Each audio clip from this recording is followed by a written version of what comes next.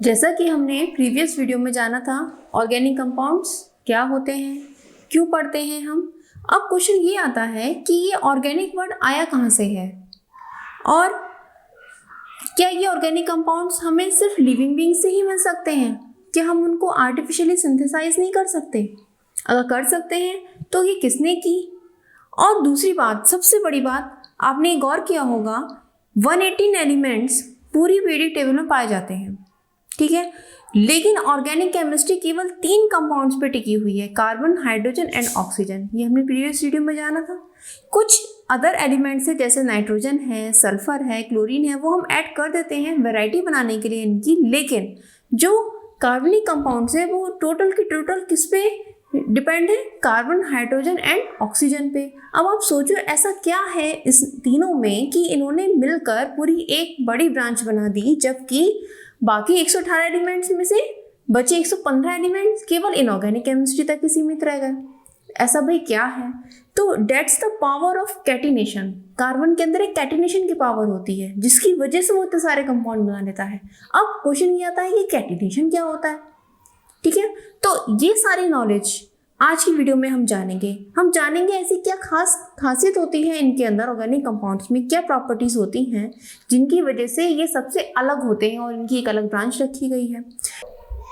इनको कितने पार्ट्स में डिवाइड किया गया है, कितने टाइप्स के होते हैं ऑर्गेनिक कंपाउंड्स, ये सब हम आज की वीडियो में जानेंगे। हेलो स्टूडेंट्स, आप सबका स्वागत है आपके प्यार से चैनल केमिस्ट्री सार में। और आज हम स्टडी करेंगे कि ऑर्गेनिक कंपाउंड्स की एक एक पॉइंट्स को जो हमें ये क्लैरिफाई करेगा कि इनका बेस क्या है, ठीक है। क्योंकि जब तक हम उसके बेस को नहीं जानेंगे तब तक हम आगे एक एक पॉइंट करके कैसे आगे बढ़ेंगे, ठीक है ना। तो हम बिल्कुल बेसिक से लेके चलते हैं कि जहाँ से हमने पीछे छोड़ा था, डेट इज क्या थी हमारी ऑर्गेनिक केमिस्ट्री, 3 एलिमेंट्स पे डिपेंड करती है। अब ये जो ऑर्गेनिक वर्ड है, ये ऑर्गेनिक वर्ड दिया था वर्जिलियस ने, साइंटिस्ट रहे हैं वर्जिलियस, उन्होंने ये वर्ड दिया था ऑर्गेनिक। क्यों दिया था उन्होंने ये कहा था कि ये जो ऑर्गेनिक वर्ड है इसका मतलब होता है vital. It means to vital. Vital यानी कि जो जीव हैं, जिनके अंदर जीवन होता है, लाइफ होती है, जैसे पेड़ पौधे हैं, जितने भी लिविंग बींग्स हैं, जीव जंतु हैं, वहाँ से ये ऑर्गेनिक कंपाउंड्स एक्सट्रैक्ट किए जाते हैं। ऐसा क्यों उन्होंने कहा था? इसी पे ही इन्होंने एक थ्योरी दी थी, that is vital force theory. अब हम उस थ्योरी को लिखते हैं, समझते हैं, ठीक है। वर्जिलियस ने दी थी वाइटल फोर्स थ्योरी। अब उन्होंने इस थ्योरी में क्या कहा था? उन्होंने ये बताया था कि जितने भी ऑर्गेनिक कंपाउंड हैं ये लिविंग ऑर्गेनिज्म में जनरेट होते हैं, उन्हीं में ही बनते हैं और उन्हीं में ही पाए जाते हैं, उन्हीं से ही एक्सट्रैक्ट किए जा सकते हैं, इनको आर्टिफिशियली नहीं बनाया जा सकता। Date is according to Virgilius ने ये बात कही थी। अब क्या था कि ये बात उन्होंने कही थी 1815 में। इसका स्टेटमेंट लिख लो आप एक। According to Berzelius in 1815 organic compounds are formed in the influence of vital force। Vital force क्या होता है? जो लिविंग ऑर्गेनिज्म में होता है, फाउंड इन लिविंग ऑर्गेनिजम्स, ठीक है। And can not be synthesised artificially. ये बात तो वर्जिलियस ने कह दी भाई, ठीक। अब वर्जिलियस के अंडर में उनके एक शिष्य थे, स्कॉलर थे, जिनका नाम था वोलर। उन्होंने अपने ही गुरु के पॉइंट को तोड़ दिया, उसका खंडन कर दिया, डिस्प्रूव कर दिया उसको। वोलर क्या बोले? नहीं सर, हम इसको आर्टिफिशियली बना सकते हैं। उन्होंने पूछा कैसे भाई बताओ। उन्होंने क्या काम किया? अब ये बात उन्होंने थ्योरी दी 1815 में। अब ध्यान दो, वोलर ने ये बात कही थी 1828 में, लगभग कितने साल बाद, 13 साल बाद। क्या बात कही उन्होंने ये कहा जब हम अमोनियम साइनेट लेते हैं, डेट इज इनऑर्गेनिक। ये आपने नोट कर लिया, इसको रब कर दे, ठीक है। वोलर ने क्या बात कही भाई, जब हम अमोनियम साइनेट लेते हैं, क्या लेते हैं, अमोनियम साइनेट, क्या फॉर्मूला होता है भाई इसका, NH4OCN, और उसको हीट करते हैं, गरम किया, खूब गरम किया, क्या देखा भाई उन्होंने, यहां बन गया यूरिया। क्या बन गया भाई, यूरिया। अब ध्यान से देखो, अमोनियम साइनेट क्या है, ये इनऑर्गेनिक कंपाउंड है, ये इनऑर्गेनिक है, और उन्होंने क्या बना दिया भैया, ऑर्गेनिक बना दिया, ठीक है। CHO है इसमें, N इंट्रोड्यूस किया हुआ है, ठीक। Ammonium cyanate that is inorganic compound, ठीक है ना, और इसको गर्म करके ऑर्गेनिक। टूट गया भाई, टूट गया, बर्जेलियस की वाइटल फोर्स थ्योरी का फंडा टूट गया। और क्या कह दिया वोलर ने, नहीं भाई हम इसको लैब में बना सकते हैं, ठीक है। तो वोलर ने डिस्प्रूव कर दी इन 1828, डिस्प्रूव वाइटल फोर्स थ्योरी, उसको डिस्प्रूव कर दिया। क्लियर हो गई बात। अब इसके बाद क्या हुआ, ए वैज्ञानिक ने ये काम कर दिया तो बाकी वैज्ञानिक क्या चुप बैठेंगे, नहीं भाई, आए भाई आए। अब 1845 में कौन आए भाई, कोल्वे आए। कोल्वे ने क्या सिंथेसाइज किया, कोल्वे ने बनाया एसिटिक एसिड। उसके बाद 1856 में बर्थेलोट आए। बर्थेलोट भी क्या बना गए, मीथेन बना गए। तो ये सब उन्होंने आर्टिफिशियली सिंथेसाइज कर दिया। तो यानी कि वाइटल फोर्स थ्योरी भी फेल हो गई, ठीक है ना। अब फिर ऑर्गेनिक केमिस्ट्री क्या है, क्या कहेंगे ऑर्गेनिक केमिस्ट्री को, the compounds of carbon are called organic compounds and the chemistry of compounds of carbon is called organic chemistry, ठीक है ना। कंपाउंड्स जो कार्बन से मिलकर बने हुए हैं उनको हम कहेंगे ऑर्गेनिक कंपाउंड्स, ठीक है ना। और इन कंपाउंड्स की केमिस्ट्री को हम क्या बोलेंगे, ऑर्गेनिक केमिस्ट्री। अब हम इसको अलग से क्यों पढ़ते हैं, क्या रीजंस हैं इसके जो हम इसको अलग से पढ़ते हैं, क्योंकि बहुत ज़्यादा कंपाउंड्स बने हुए हैं कार्बन के। अब भाई कार्बन के इतने सारे कंपाउंड्स क्यों हैं, कार्बन के अंदर एक पावर होती है that is called catenation power and that is the most important point. What is catenation, ये कैटिनेशन क्या होता है, कैटिनेशन क्या होता है,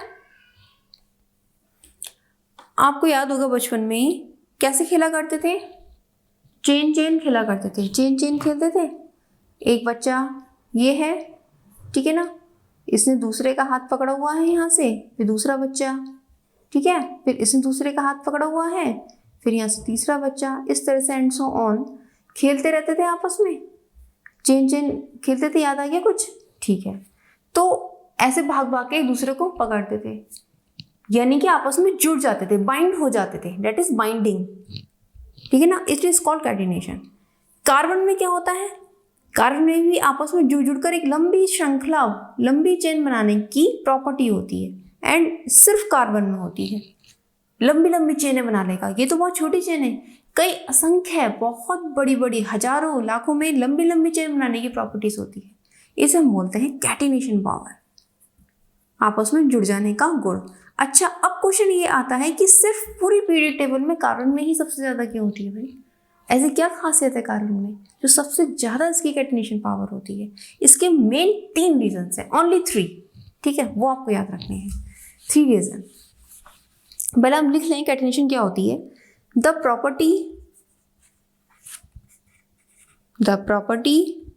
of atoms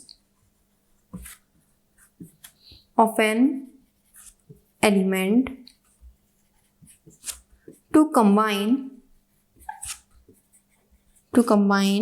with each other by strong covalent bond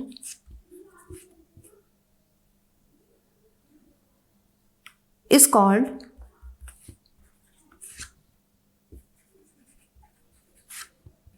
catenation. आपको एक लाइन की परिभाषा बताऊं? एक लाइन की परिभाषा लिखो, ये तो थोड़ा सा आपने विस्तार में लिख लिया।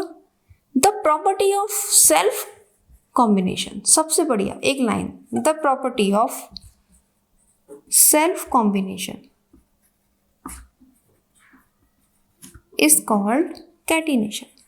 बस बात खत्म। खुद से जुड़ जाने की प्रॉपर्टी दैट इज कैटिनेशन। अब कार्बन में क्यों होती है? Y.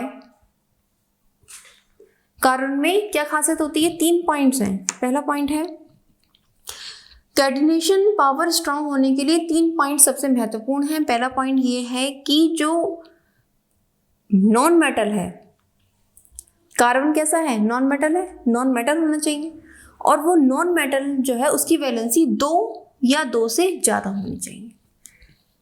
Non metal must have valency 2 और मोर देन 2। ठीक, यहां पर एक लाइन लिख लो आप,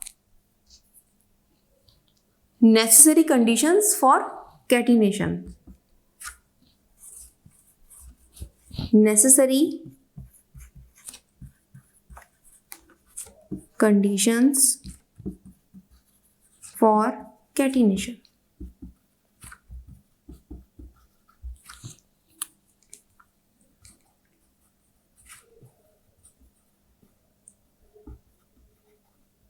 ठीक, ये सही रहा ना? अब एक पॉइंट हमारा क्या हो गया, जो भी नॉन मेटल है उसमें वैलेंसी 2 या 2 से ज्यादा होनी चाहिए। पहला पॉइंट ये हो गया। अब सेकंड पॉइंट लिखो,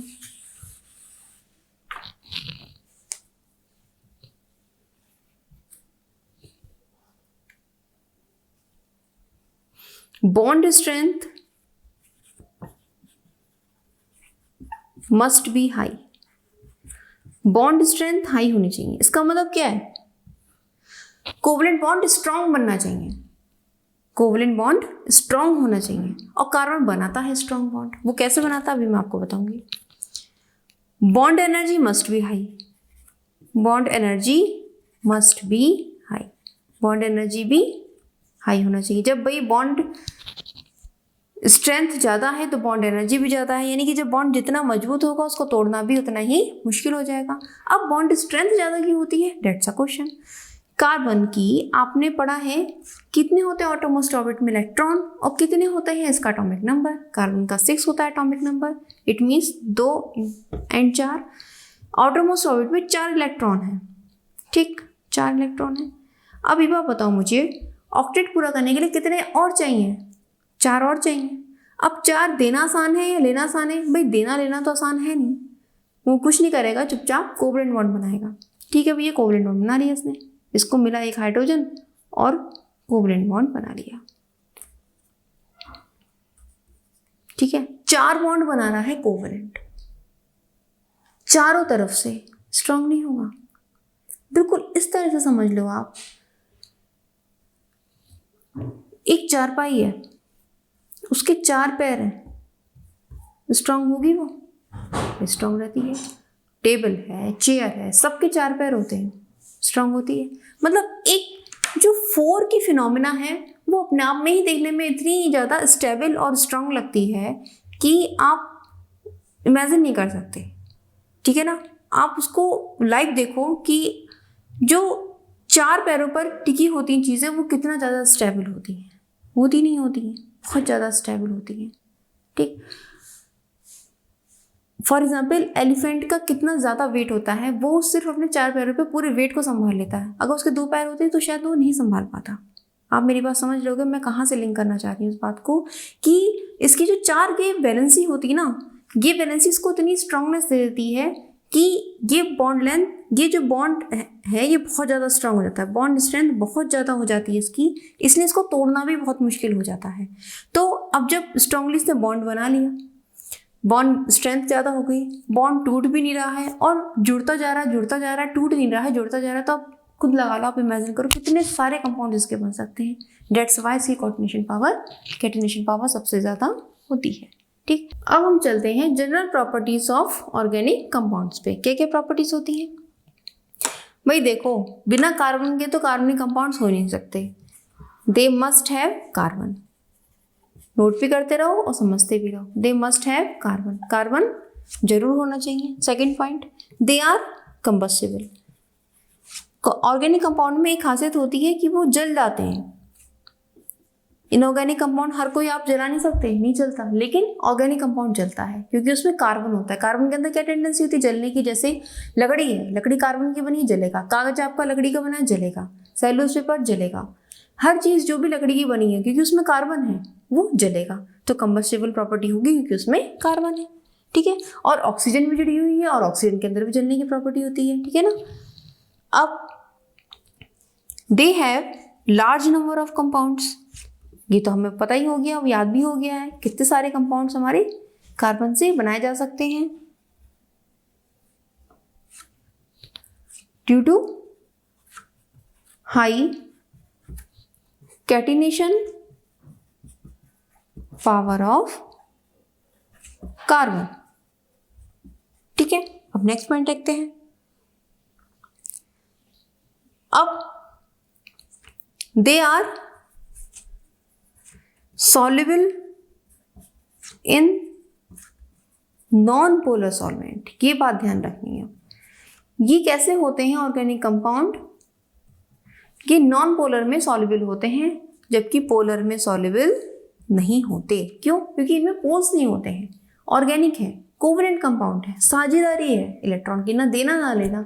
तो जब देना लेना नहीं तो पॉजिटिव और नेगेटिव चार्ज नहीं, जब पॉजिटिव और नेगेटिव चार्ज नहीं है तो फिर पोलैरिटी नहीं है। तो जब इनमें भी पोलैरिटी नहीं है तो लाइक डिसॉल्व लाइक रूल के अकॉर्डिंग पोलर पोलर में तो घुलेगा, नॉन पोलर में कैसे खुल जाएगा?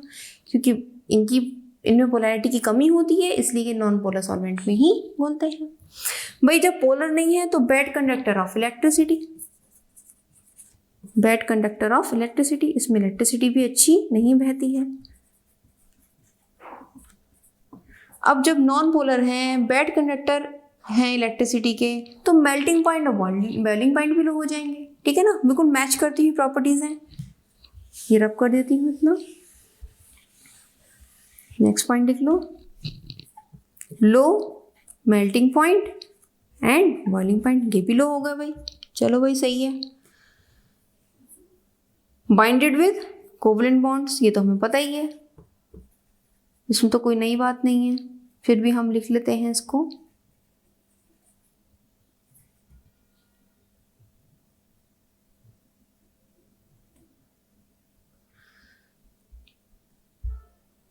दे हैव कॉम्प्लेक्स स्ट्रक्चर, ये आया main point. They have complex structure. क्यों? अब भी मैंने क्या बताया, कार्बन के अंदर बहुत ज्यादा जुड़ने की प्रॉपर्टी होती है, तो वो क्या करते हैं, लंबी चेन बना लेते हैं जिसको ओपन चेन कहेंगे। अगर लंबी चेन आपस में जुड़ गई तो क्लोज चेन बन गई। ठीक है, अभी हम पढ़ेंगे आगे इसको। और क्या खासियत होती है, ये आइसोमेरिज्म शो करते हैं। They exhibit isomerism and they exhibit homology. Homology यानी कि एक जैसा होना।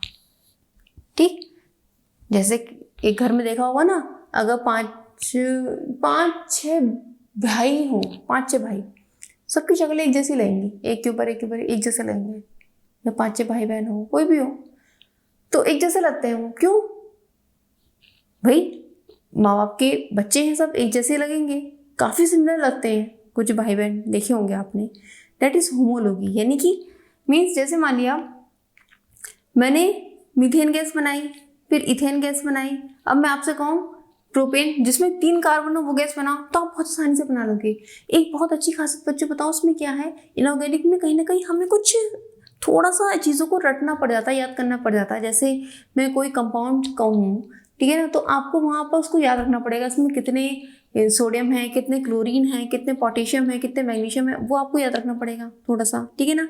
लेकिन ऑर्गेनिक में सबसे बढ़िया खासियत क्या है कि यहाँ होमोलॉजी पाई जाती है, जिसकी वजह से हम कोई भी कंपाउंड का अगर हमें फॉर्मूला याद नहीं है तो हम उसके बेसिक फॉर्मूले से उसको बना लेंगे। जैसे इसमें CH2 जुड़ता चला जाता है, जब भी हम हाइड्रोकार्बन पढ़ेंगे अभी उसमें होमोलॉजी कैसी होती है, CH2 जुड़ता चला जाता है। जैसे मीथेन है 1 कार्बन का, 2 कार्बन का, मैंने इसमें फिर CH2 जोड़ दिया तो C2H6, फिर मैं इसमें फिर CH2 जोड़ दूँ तो C3H8, मुझे 3 कार्बन का मिल गया, इसको हम प्रोपेन बोलेंगे। अभी हम नॉमेनक्लेचर पढ़ेंगे तो हम उसको और जानेंगे। 3 कार्बन का हमें हाइड्रोकार्बन मिल गया। अब मुझे भाई 3 नहीं 4 कार्बन का हाइड्रोकार्बन चाहिए तो उसमें फिर मैं CH2 जोड़ दूँ, C4H10, तो 4 कार्बन का हाइड्रोकार्बन। अब मुझे 5 कार्बन का चाहिए तो मैं फिर CH2 उसमें जोड़ दूँ तो C5H12 आ गया, ठीक है ना। तो अगर हमें फॉर्मूला भी याद नहीं तो भी हमारा काम बन जाता है, तक क्लियर हो गया बात। तो ये चीज़ बहुत अच्छी बात है इसके अंदर कि इसमें होमोलॉजी पाई जाती है। तो ये आपकी हो गई जनरल प्रॉपर्टीज ऑर्गेनिक कंपाउंड्स की, ठीक है। अब हम इसके बाद चलेंगे क्लासिफिकेशन एंड नॉमेनक्लेचर पे। आज की वीडियो में हम क्लासिफिकेशन तक ही पढ़ेंगे, नेक्स्ट वीडियो में हम नॉमेनक्लेचर को स्टार्ट करेंगे, ठीक है ना। क्लासिफिकेशन क्या है, किस हिसाब से इनको बांटा गया है, दैट्स अ मेन पॉइंट। उससे पहले हम थोड़ी सी एक चीज़ जान लें। क्लासिफिकेशन मैं लिखवा दूंगी, बोरियत सा याद करोगे, मज़ा नहीं आएगा। थोड़ा सा इंटरेस्टिंग बना देती हूँ उसको। चलो भाई, जब आप बचपन में खेला करते थे, मैंने आपको अभी बताया भी था एक एग्जाम्पल, उसमें हमने देखा था चेन चेन खेलते थे ना चेन चेन। चलो भाई चेन चेन खेलते थे, कुछ ऐसे खेलते थे चैन बना के, ठीक है ना। ठीक, अब इन बच्चों ने 6 बच्चे थे, चैन बना ली, ठीक है ना, और भाग रहे हैं, चेन चेन खेल रहे हैं। इनको थोड़ी देर के लिए मान लो कि क्या है, कार्बन, दैट इज कार्बन। अब इन्होंने क्या कहा, इसने कहा, इससे कहा चल आजा हम आपस में जुड़ जाते हैं, ठीक। तो क्या हुआ,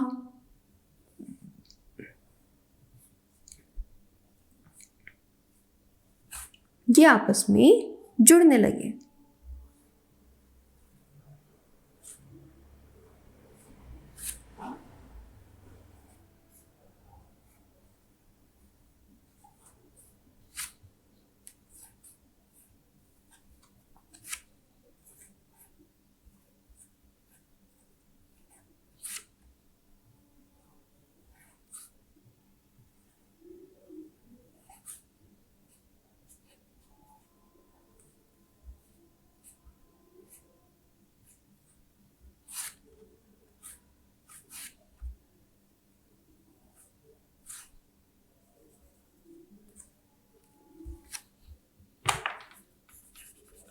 कुछ इस तरह से जुड़ते जाएंगे ये बदमाश बच्चे। एक बच्चा ये, एक बच्चा ये, एक बच्चा ये हो गया, एक बच्चा ये हो गया, और भाई हमारा एक बच्चा ये जुड़ गया, ठीक है ना, और एक बच्चा हमारा ये जुड़ गया, ठीक है। इस तरह से हमारे बच्चे ये जुड़ गए, ठीक। इन 6 के 6 ने ये बना लिया।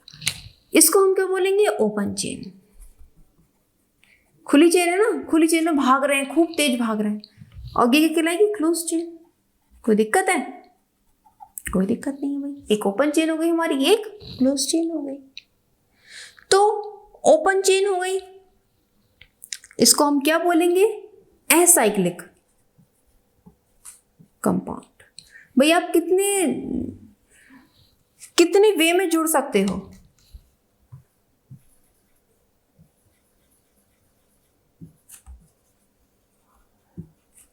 अपनी चेन कितने टाइप में बना सकते हो, 2 टाइप से तो बना सकते हो भाई। एक आपने क्या करा भाई, पूरे खुला घूम रहे हो, एक दूसरे का हाथ पकड़े हुए, अब लास्ट वाले बच्चे ने कहा चलो हम जुड़ जाते हैं, तो ऐसे भाग रहे हो। 2 कंडीशन से तो भाग सकते हैं, ठीक है भैया, 2 कंडीशन ही बन गई।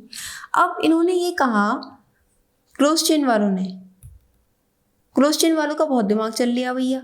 इन्होंने कहा ना भाई, हम तो थोड़ा सा एडवांस हो गए हैं, हम थोड़ा सा अपने अंदर चेंज लाएंगे। उसने कहा भैया क्या चेंज लाओगे तुम, हमें भी बता दो भाई क्या चेंज लाओगे। तो इन्होंने कहा चलो भाई ऐसा करते हैं, हम जो है क्या करते हैं, एक तो प्योर ऐसी चेन रहेगी हमारी, ठीक है ना, एक प्योर चेन ऐसी रहेगी, और ये 6 के 6 बच्चे जुड़े हुए हैं, और इन्होंने कहा हम कुछ इसमें एक नए बच्चे को इंट्रोड्यूस करते हैं, क्यों ना अपने टीचर को अपने साथ खिला लें या अपने सीनियर को अपने साथ खिला लें। चल बेटा भाई सीनियर को अपने साथ खिलाते हैं। तो वो आ गए, उसने कहा चल तू हट जा, तू बहुत देर से शैतानी कर रहा है, मेरा दिमाग खराब कर रहा है, मैं तेरी जगह अपने सीनियर को घुसाऊंगा इसमें। उसने अपने सीनियर को घुसा लिया, ठीक है ना, उसने अपने सीनियर को घुसा लिया। तो ये टाइप हो गया। फिर उसके बाद क्या हुआ, अब ये जो एक जैसे थे ये भी 2 टाइप में बट गए।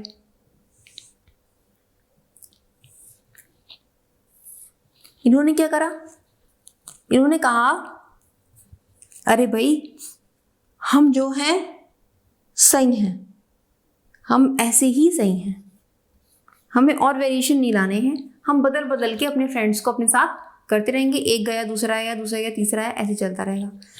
लेकिन कुछ बच्चों ने कहा नहीं, हम कपलिंग करेंगे, हम कपलिंग करेंगे। कैसे भाई, देखो यहां पर ये आपस में जुड़े हुए हैं, आपस में ये जुड़े हुए हैं, ठीक। अब उसने कहा मेरे 2 पैर भी तो हैं, कार्बन की 4 वैलेंसी होती है ना, 2 हाथ तो जुड़े हुए हैं, 2 पैर भी तो हैं। तो भाई ऐसा है, मैं तो आपस में जुड़ूंगा और कुछ इस तरह से जुड़ूंगा। दोनों ने कहा हम अपने आपस में पैर भी जोड़ लेंगे। इसने यहाँ पैर जोड़ लिया अपना, इसने यहाँ जोड़ लिया, यहाँ बोला हम दोनों यहाँ जोड़ लेंगे अपना पैर, इन दोनों ने कहा हम दोनों यहाँ रस्सी से बांध देंगे अपना पैर, फिर देखते हैं कैसे भागते हैं। भाई भागने की भी तरह की प्रॉपर्टी होती है, करके देखना कभी। 6 लोग रिंग में खड़े हो जाओ और अपने 2 जने पैर बांध लो, ठीक है, अब अपनी रिंग को घुमाओ, कितना मजा आएगा, कूद कूद के कहाँ से कहाँ पहुंचोगे। डेट इज दिस, एक ही कंडीशन हो गई। उसने कहा नहीं भैया, हम तो आपस में दोस्त बदलते रहेंगे और बस ऐसे ही रहेंगे, अपने पैर हमारे फ्री रहेंगे, और उनके पैरों पे क्या चिपका रहता है, हाइड्रोजन, ठीक है ना, ये कार्बन की वैलेंसी कभी अधूरी नहीं रह सकती, ठीक। अब इसने क्या कहा, हेटेरोसाइक्लिंग ने, मेरे अंदर हमने अपने सीनियर को अपने बीच में खेलने के लिए बुला लिया है, जो तुम कर रहे हो वो हम भी करेंगे, जो तुम कर रहे हो अब हम भी करेंगे। देखो ये तो मेरा प्योर रहा, यहाँ हो गए मिलावट, ये प्योर है और यहाँ है मिलावट। प्योर ने 2 टाइप में कर लिया, एक तो हमें ऐसे ही रहना है, एक हमें आपस में पैर बांध लेने हैं।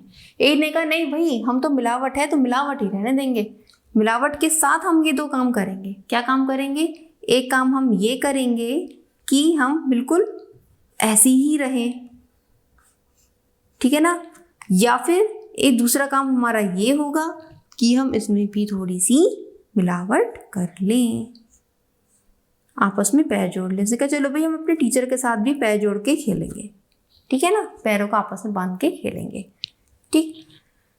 बस यही है आपका क्लासिफिकेशन ऑर्गेनिक कंपाउंड का। अब आप कहोगे कि मैडम आपने ये क्या कर दिया, ये तो हमें समझ में नहीं आता, और बस ये बहुत ईजी है, समझ लेना इसको। सबसे पहले हमने क्या करा, ऑर्गेनिक कंपाउंड को 2 पार्ट्स में डिवाइड किया।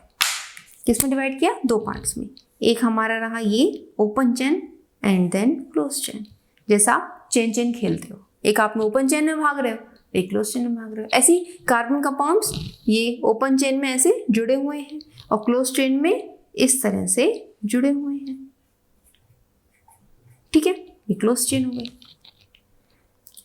इसको हम क्या बोलते हैं, एसाइक्लिक बोलेंगे या एलिफेटिक बोलेंगे। इसको नाम दिया गया है एलिसाइक्लिक और एलिफेटिक कंपाउंड। ये 3 नाम है बच्चों, इसलिए मैंने लिखवाए हैं, बच्चे कंफ्यूज हो जाते हैं फिर गड़बड़ करते हैं बाद में। ओपन चेन, एसाइक्लिक, एलिफेटिक सब एक जैसे होते हैं, कंफ्यूज मत होना। इसे 3 नाम एक साथ मैंने लिखवा दिए, शायद किताबों में सब एक साथ दे भी ना रखे हों, मैंने सब छांट छूट के आपके लिए लिखवा दिए। एक ये वाला क्लोज चेन बोलेंगे इसे रिंग और साइक्लिक कंपाउंड बोलेंगे, रिंग और साइक्लिक कंपाउंड, ठीक है। ये 3 नाम इसके हो गए, ये एसाइक्लिक, ये साइक्लिक, ये रिंग, ये एलिफेटिक, ये ओपन, ये क्लोज। क्लियर हो गई बात? रिंग बन गई है, एक साइकिल बन गई है, ये कंपाउंड हो गया। अब सबसे ज्यादा रंग कौन दिखाता है? जो कुछ एडवांस होता है वही तो सबसे ज्यादा रंग दिखाता है। भाई इसने रंग दिखाया कि भाई मेरे भी दो भाग हैं, मेरे भी दो पार्ट्स हैं, मैं एक पार्ट में नहीं हूं। मेरा एक पार्ट है ये वाला होमोसाइक्लिक, ये कैसा है? होमोसाइक्लिक। और दूसरा है हेटेरोसाइक्लिक। हेटेरोसाइक्लिक, होमो यानी सब एक जैसे, सब एक जैसे, वही दोस्त जैसे यहाँ थे सब एक जैसे। उसने कहा नहीं जी, हम तो अपने सीनियर को इंट्रोड्यूस करेंगे या अपने टीचर को इंट्रोड्यूस करेंगे, उनको अपने साथ खिलाएंगे, डेट इज हेटेरोसाइक्लिक। हेटेरोसाइक्लिक का मतलब कार्बन, हाइड्रोजन और ऑक्सीजन से तो ऑर्गेनिक कंपाउंड मिलकर बने ही बने होते हैं, साथ में या तो नाइट्रोजन जुड़ जाए या सल्फर जुड़ जाए या क्लोरीन जुड़ जाए। नाइट्रोजन, सल्फर या क्लोरीन में से कोई भी एक कंपाउंड, अगर कोई भी एक एलिमेंट यहाँ के जुड़ जाता है, डेट इज हेटेरोसाइक्लिक। जैसे हमारा ये होता है पिरिडीन, ठीक है ना, डेट इज हेटेरोसाइक्लिक। ठीक है ना? नहीं दिख रही स्ट्रक्चर पिरिडीन की, डेट इज पिरिडीन। कहाँ बताऊं बच्चों आपको? दैट इज छोटा सा, ये देख लो, डेट इज पिरिडीन, इस तरह से। ठीक है ना, डेट इज पिरिडीन। अब यह नाइट्रोजन इससे जुड़ा हुआ, ये नाइट्रोजन है। ठीक है ना? अब क्या है इसमें? हेटेरोसाइक्लिक ही हो गया। अब इन दोनों ने भी अपने रंग दिखाए। क्या रंग दिखाया भाई? उसने कहा कि हम एक साइकिल में रहेंगे, उसने कहा नहीं भाई हम आपस में बॉन्डेड बना देंगे। अब बच्चों एक चीज ध्यान दो, ये जो मैंने क्लोज चेन स्ट्रक्चर बनाई है वो कैसी होती है स्ट्रक्चर? मेरे पता है कार्बन की 4 वैलेंसी है, ये 6 कार्बन मैंने इस तरह से जोड़ दिए। ठीक है ना, 6 कार्बन इस तरह से जोड़ दिए। कार्बन की 4 वैलेंसी है तो 2 वैलेंसी फ्री होंगी नहीं होंगी? ऑब्वियसली। तो यहाँ से क्या जुड़ा होता है? हाइड्रोजन। क्या जुड़ेगा? हाइड्रोजन। थोड़ी देर की मान लो भैया, कार्बन, हाइड्रोजन कार्बन का एक बहुत ही अच्छा वाला दोस्त मानो, या उसे उसकी गर्लफ्रेंड मानो, तो कार्बन लड़की मानो तो उसका बॉयफ्रेंड मानो, हाइड्रोजन को कुछ भी मानो, वो हमेशा उसके साथ रहेगा। हाँ, वो हमेशा उसके साथ रहेगा, उसका सोलमेट है। जहां भी देखिएगा कार्बन की एक वैलेंसी छूट रही है, भाई खुद ही आके चिपक जाएगा उससे, उसका सोलमेट है। ठीक है ना? अगर कहीं भी किसी भी क्वेश्चन में कहीं भी कुछ भी कार्बन का आपको दिख नहीं रहा है कि क्या जुड़ा हुआ है कार्बन से, कोई भी रिंग बना दी है, ये रिंग बनी हुई है कार्बन की, तो आप समझ जाओ चारों कोनों पे तो कार्बन है, उससे जुड़ा हुआ हाइड्रोजन, आंखें मीच के। ठीक, हाइड्रोजन उसका सोलमेट है। ठीक, ऐसे यहां से जुड़ गया हाइड्रोजन, ये हाइड्रोजन, ये हाइड्रोजन, ये हाइड्रोजन, ये हाइड्रोजन, ये हाइड्रोजन। ठीक है ना? ये होगी इसकी स्ट्रक्चर। देखिए मैं बहुत भयंकर लग रही है लेकिन है बहुत आसान। पता है क्या है इसकी शॉर्ट फॉर्म में? हम इसको पता है क्या कैसे लिखेंगे? इसको बस ऐसे लिख देंगे, ऐसे करके, डेट इज दिस। ये हो गई साइक्लिक, ये साइकिल है, ये एक रिंग है। ठीक है ना? इसको हमने बोल दिया डेट इज होमोसाइक्लिक। इसको क्या नाम दिया? एलिसाइक्लिक। एलिसाइक्लिक। ठीक, अब बिल्कुल कंफ्यूज मत होना आप एसाइक्लिक और एलिसाइक्लिक में। अभी मैं इसको ढंग से लिखवा दूंगी, कि तो मैं समझाने के लिए आपको बनाया है। एसाइक्लिक और एलिसाइक्लिक में बिल्कुल भी कंफ्यूज मत हो जाना। एसाइक्लिक का मतलब क्या है? कोई साइकिल नहीं बनी है, सीधी चेन में है। एलिसाइक्लिक का मतलब एक जैसी साइक्लिक है, साइकिल बनी हुई है लेकिन सब एक जैसे हैं। एली, एक जैसे साइकिल में, एक जैसे साइकिल में। इसको चाहे शॉर्ट में लिख लो, एक जैसे साइकिल में। एलिसाइक्लिक, एक जैसे साइकिल में, यानी सब साइकिल में एक जैसे। ठीक है ना? एलिसाइक्लिक कंपाउंड हो गए। और दूसरे हो गए हमारे एरोमेटिक कंपाउंड, मोस्ट इंपॉर्टेंट, बहुत आते हैं एग्जाम में एरोमेटिक कंपाउंड्स। एरोमेटिक क्यों बोलते हैं इसको, वो भी हम आगे जानेंगे, क्योंकि इनमें एक अलग सी महक होती है। एरोमा, एक खुशबू होती है। इनको जब जलाएंगे तो एक बहुत अच्छी सी सुगंध होती है, या बहुत ज़्यादा सड़ांध होगी, बहुत बदबू होगी इनमें। ठीक है ना? तो इसलिए इनको एरोमेटिक कंपाउंड नाम दिया गया है। ठीक, इनमें एक खासियत क्या होती है? इसमें आपस में डबल बॉन्ड बन जाता है। अब वो डबल बॉन्ड बनेगा कैसे, ये समझ लो।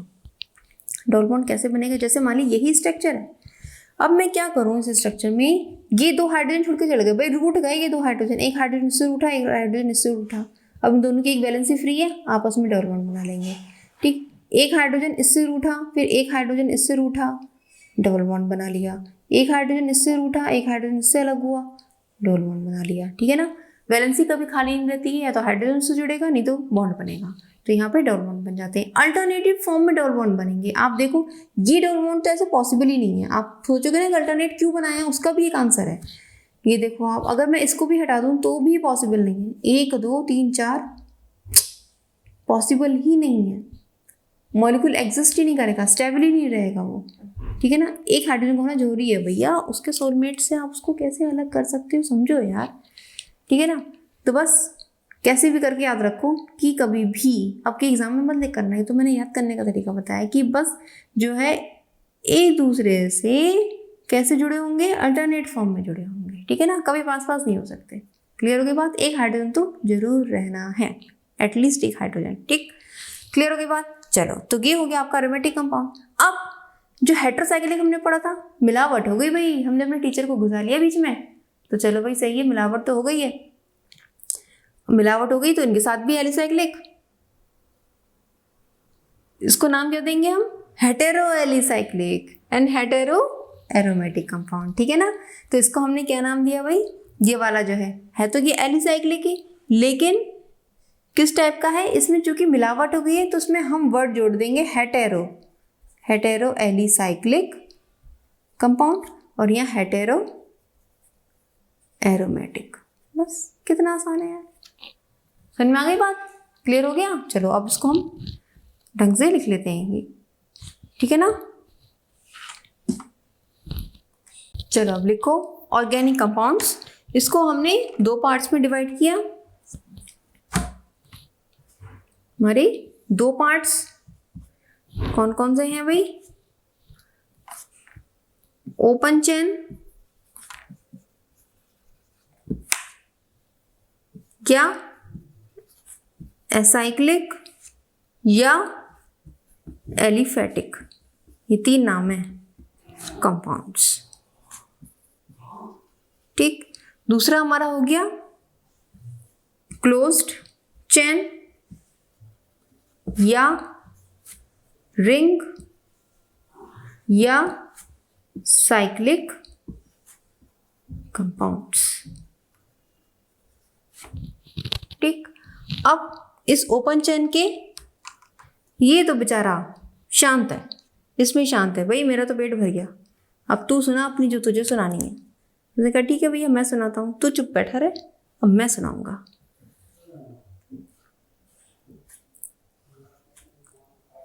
ठीक है, ये अब 2 पार्ट्स में बट गया, एक पार्ट यहाँ और एक पार्ट यहाँ। कैसे कैसे बटा, होमोसाइक्लिक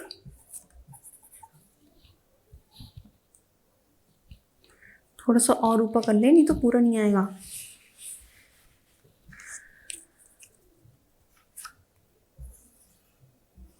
अब सही है।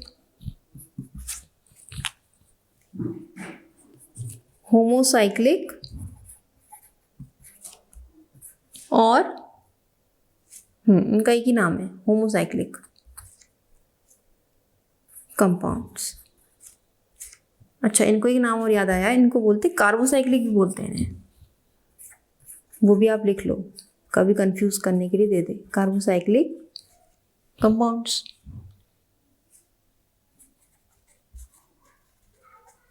और इसको हम बोलेंगे हेटेरोसाइक्लिक। मिलावट हो गई ना, हमने मिलावट कर दी थी, हेटेरोसाइक्लिक कंपाउंड्स, ठीक।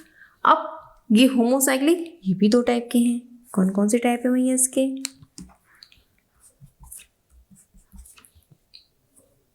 ये छोटा छोटा छोटा छोटा छोटा छोटा वाला है हमारा एलिसाइक्लिक, एलिसाइक्लिक कंपाउंड। और दूसरा हमारा है एरोमेटिक कंपाउंड भाई, एरोमेटिक कंपाउंड। अब यहाँ पे वर्ड कुछ नहीं, बस हेटेरो चिपका दो वर्ड। कौन सा वर्ड चिपकाना है हमें, हेटेरो। कैसे, हेटेरो एलिसाइक्लिक कंपाउंड, और वो हेटेरो एरोमेटिक कंपाउंड। समझ में आ गई बात? तो ये हो गया आपका क्लासिफिकेशन। कितना आसान है।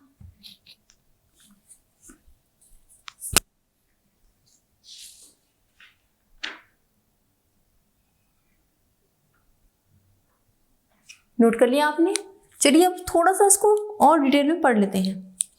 ओपन चेन के एग्जाम्पल लिख लेते हैं, ठीक है ना। हर एक पॉइंट को थोड़ा सा क्लियरली कर लेते हैं। लिख लिया होगा ना आपने? चलिए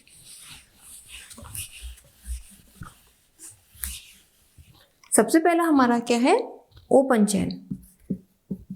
अब मैं एक एक नाम ही लिखूंगी, ओपन चेन या एलिसाइक्लिक या एलिफेटिक, ठीक। अब क्या होते हैं इसमें? लंबी लंबी कार्बन की ब्रांचेस जुड़ी होती हैं, इस तरह से ब्रांचेस जुड़ी होती हैं, that is open chain.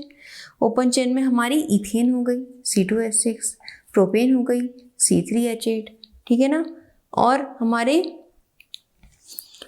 Unsaturated hydrocarbon जैसे CH2 डबल बॉन्ड CH2, कुछ भी जोड़ लो, CH2 double bond CH2 single bond CH2 double bond CH2, इस तरह से।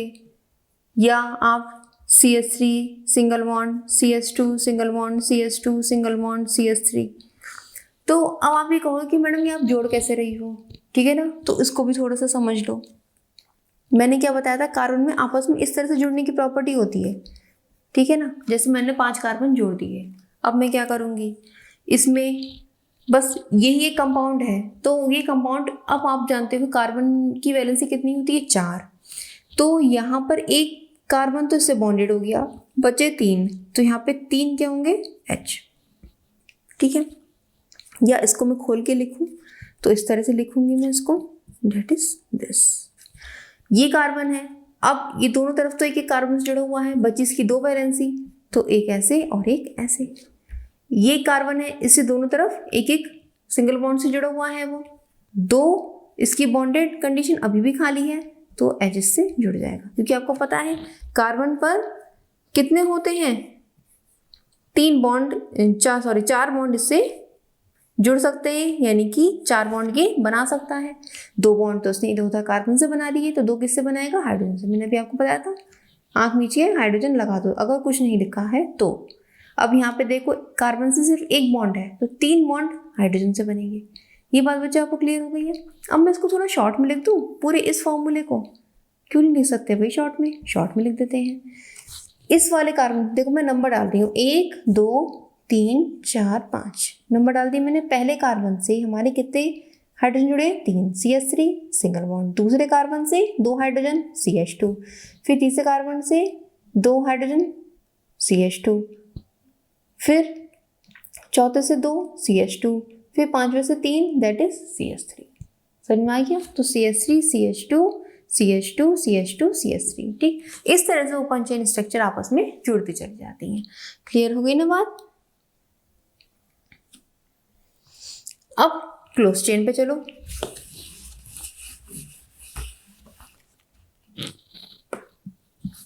सेकंड हमारा है क्लोज्ड चेन या साइक्लिक। अब यही क्लोज चेन बना लें आपस में, जैसे मैं 5 की बना लेती हूँ, ठीक है ना, साइक्लोपेंटेन। तो इसमें अब ये स्ट्रक्चर है, तो ये कंप्लीट स्ट्रक्चर है, वैसे तो कंप्लीट है, लेकिन अंडरस्टूड क्या है, इसमें हाइड्रोजन जुड़ा होगा। हाइड्रोजन किस साथ जुड़ा होगा भाई? 4 वैलेंसी पूरी करनी है, एक हाइड्रोजन ऐसे, एक हाइड्रोजन ऐसे, इससे भी एक हाइड्रोजन, इससे भी एक हाइड्रोजन, इससे भी एक हाइड्रोजन, इससे भी एक हाइड्रोजन, इससे भी, इससे भी, इससे भी, इससे भी। तो हम शॉर्ट में इसको क्या लिख सकते हैं? एक और नाम दे सकते हैं, CH2 single bond CH2 CH2 CH2 CH2 and then CH2 से जुड़ गया। इस तरह से भी लिख सकते हैं, या इसको शॉर्ट फॉर्म में ऐसे भी लिख सकते हैं, कोई प्रॉब्लम नहीं है, ठीक है ना। तीनों रूप हैं, ये लिखो या ये लिखो, सब एक जैसे हैं। क्लियर हो गई बात? डेट इज क्लोज चेन, एक साइकिल बन गई है। अब इसी में ही डेट इज, हमने 2 पार्ट पढ़े थे ना, एक homocyclic and heterocyclic. Homocyclic that is this, इसमें क्या है? एक जैसी साइकिल है, बिल्कुल साइक्लोप्रोपेन। और हेटेरोसाइक्लिक का मतलब क्या? हम इसमें एक चीज इंट्रोड्यूस करा दें, जैसे हमने क्या करा, यहाँ पे ऑक्सीजन इंट्रोड्यूस करा दिया, ठीक है ना। चलो तो ये तो हो गया होमोसाइक्लिक। पहले होमोसाइक्लिक समझ लो, ये क्लियर हो गया साइक्लोप्रोपेन। अब होमोसाइक्लिक के भी दो टाइप होते हैं, क्लोज चेन के दो टाइप है, होमो और हेट्रो। अभी हम होमो पढ़ रहे हैं। होमो के दो टाइप हैं, एलिसाइक्लिक और एरोमेटिक। होमो के दो टाइप हैं, एलिसाइक्लिक और एरोमेटिक। ये कौन सा है, एलिसाइक्लिक, और एक हमें पढ़ना है एरोमेटिक। ठीक, चलो ढंग से पढ़ते हैं। इस तरह से लिखो आप। क्लोज चेन के हमने दो पढ़े थे ना, होमोसाइक्लिक एंड हेटेरोसाइक्लिक। ठीक, होमोसाइक्लिक के दो टाइप हैं, एलिसाइक्लिक और एरोमेटिक। ठीक है, एलिसाइक्लिक कौन कौन से हो गए हमारे, जैसे ये साइक्लोप्रोपेन, इसको हम क्या बोलेंगे, साइक्लोप्रोपेन। अभी हम आईपीएसी पढ़ेंगे तो हम नाम को समझेंगे। साइक्लोब्यूटेन, साइक्लोपेंटेन, इस तरह से हो गए साइक्लिक कंपाउंड। ठीक है ना। अब इससे अगर मैं कोई और जी जोड़ दूँ, OH जोड़ दूँ या यहाँ से NH3 जोड़ दूँ तो कोई प्रॉब्लम नहीं है, सब चलेगा। ठीक है ना, सब चलेगा। ये सब साइक्लिक कंपाउंड में आ गए। एरोमेटिक में क्या हो जाते हैं, यही मैंने एरोमेटिक में बताया था, बेंजीन रिंग है हमारी, उसमें अल्टरनेटेड बॉन्ड है, दैट इज एरोमेटिक कंपाउंड हो गए। अब मैं इस बेंजीन रिंग में अगर कुछ ऐड कर दूं तो भी वो एरोमेटिक कंपाउंड में आएगा, दैट इज फिनॉल हो गया। ठीक है, इसमें अब मैं कुछ और ऐड कर दूं, दैट इज CHO, बेंजल्डिहाइड हो गया। तो ये सब क्या कराएंगे, हमारे एरोमेटिक कंपाउंड्स हो गए। हेटेरोसाइक्लिक में मैंने बताया था, क्या बताया था कि हम कुछ चीज़ ऐड कर देते हैं। जैसे मान लिया हेटेरोसाइक्लिक में हमने क्या करा,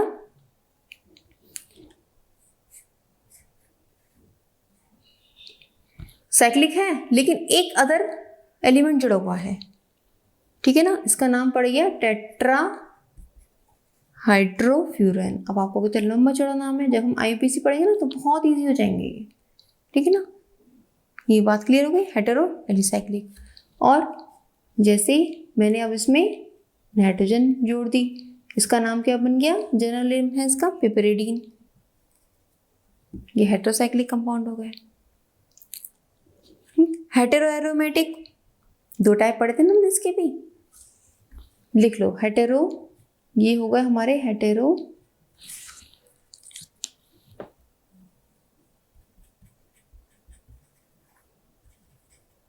एलिसाइक्लिक, हेटेरो एलिसाइक्लिक पर, और दूसरे हैं हमारे हेटेरो एरोमेटिक। मैंने क्या बताया था, ये जो होमोसाइक्लिक कंपाउंड है इसमें हम हेटेरो वर्ड जोड़ देते हैं। एलिसाइक्लिक में हेटेरो जोड़ दिया, हेटेरो एलिसाइक्लिक। एरोमेटिक में हेटेरो जोड़ दिया, हेटेरो एरोमेटिक। अब एरोमेटिक कंपाउंड है कोई भी, अच्छा खासा एरोमेटिक कंपाउंड है, ये तो पढ़ा था हमने अभी aromatic compound, that is this. अब मैंने यहाँ से कार्बन को हटा के नाइट्रोजन जोड़ दिया तो ये बन गया हेटेरो एरोमेटिक। क्या प्रॉब्लम है, इसका नाम है पिरिडीन। उसको हम बेंजीन बोलते हैं तो उसको पिरिडीन बोलते हैं। ठीक, अब मैं क्या करूँ, मैंने इसमें O जोड़ दिया। ठीक है ना, ये कैसा था, जैसे मान लिया ये है, ये एक है, ये कैसा है, या मैं ये कहूँ एक कंपाउंड मेरे पास ये है तो ये मैं क्या कहूँगी, दैट इज एरोमेटिक कंपाउंड। ये एरोमेटिक कंपाउंड है, ये वाला कंपाउंड एरोमेटिक है। अब मैं इसमें क्या करूँ, एक O जोड़ दूँ तो ये हेटेरो एरोमेटिक बन जाएगा, इसको नाम दिया गया है फ्यूरेन। ठीक, तो इस टाइप के कंपाउंड्स हमारे आ गए। हेटेरो एरोमेटिक और भी हैं कंपाउंड्स, जैसे हमारा ये हो गया, S जोड़ दिया हमने तो ये बन गया थायोफीन बन गया। तो इनकी इतनी डिटेल स्टडी नहीं है, ये तो बड़ी क्लासेस में हम पढ़ते हैं, लेकिन हमें क्लासिफिकेशन पता होना चाहिए कितने टाइप के कंपाउंड्स हैं और किस किस तरह से वो क्लासीफाई किए गए हैं। क्लियर हो गया आपको? ठीक है, तो ये हो गया आपके classification of organic compound.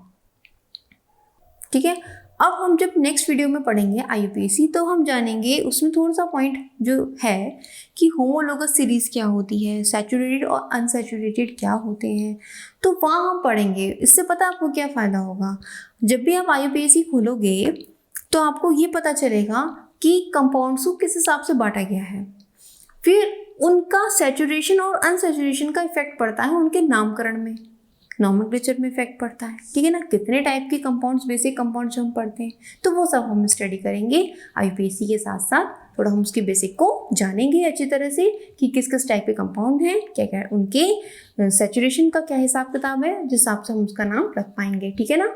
Next video में मिलते हैं, तब तक आप पढ़ते रहिए। All the best.